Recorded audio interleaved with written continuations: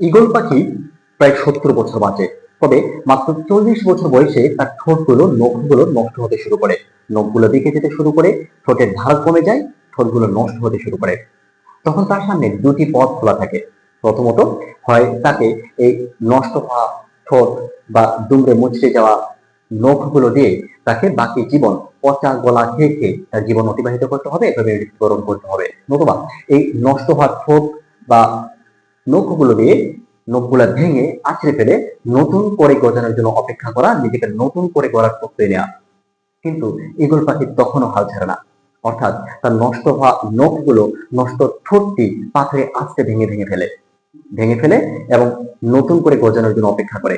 যখন নতুন করে ঠোঁট পায়, তখন এই ঠোঁট দিয়ে তার প্রতিটা পালক, প্রতিটা পাখা টেনে টেনে দুমড়ে মুচড়ে ছিঁড়ে ফেলে এবং তার পরবর্তীতে 3 মাস পর সবকিছু পালক সহ সবকিছু আবার নতুন করে ফিরে পায় পরবর্তী আরো 30 বছর তাকে রাজার মতো বাস করে বাঁচার স্বাদ নেওয়ার জন্য। ঈগল পাখি চাইলে কিন্তু 40 বছর বয়সে হাল ছেড়ে দিতে পারত, কিন্তু সেটা করেনি। অর্থাৎ পরবর্তী আরো 30 বছর রাজার মতো বাঁচার জন্য সে যে সিদ্ধান্তটি নিয়েছিল, অর্থাৎ নিজেকে কষ্ট দিয়ে এই নষ্ট হওয়া ঠোঁট, নষ্ট হওয়া নখগুলো পাথরে দুমড়ে মুচড়ে আশ্রয় ফেলে নিজেকে ভেঙে, নিজেকে কষ্ট দিয়ে নিজেকে আবার নতুন করে গড়ার প্রত্যয় নিয়েছিল, তা ছিল মূলত ওই সময়ের দাবি। অর্থাৎ জীবনে যে কোনো পর্যায় থেকে তুমি ঘুরে দাঁড়াতে পারো, যা আমরা ঈগল পাখির জীবন থেকে শিক্ষা পাই। ঈগল পাখি যেমন হাত ছাড়েনি, তেমনি তোমাদের লাইফে বিভিন্ন ঘটনা থাকতে পারে, বিভিন্ন ধরনের আনএক্সপেক্টেড, যা কখনো এক্সপেক্ট করো না, এই ধরনের বিভিন্ন ঘটনা থাকবে। অ্যাক্সিডেন্ট তো আর এক্সপেকটেশন অনুযায়ী হয় না, অ্যাক্সিডেন্ট তো বলে পেয়ে আসে না।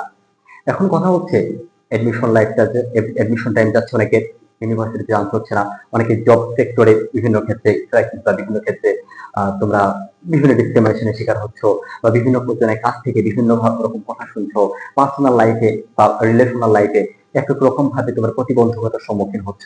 তো ধরে নিয়েছো যে এটি হয়তো লাইফের শেষ, বাট যেখানে একটা পাখি আমাদের দেখিয়েছে কিভাবে নতুন করে বাঁচতে হয়, নতুন করে সামনের দিকে এগিয়ে হয়, যে কিভাবে লাইফকে ফিনিশিং দিতে হয়।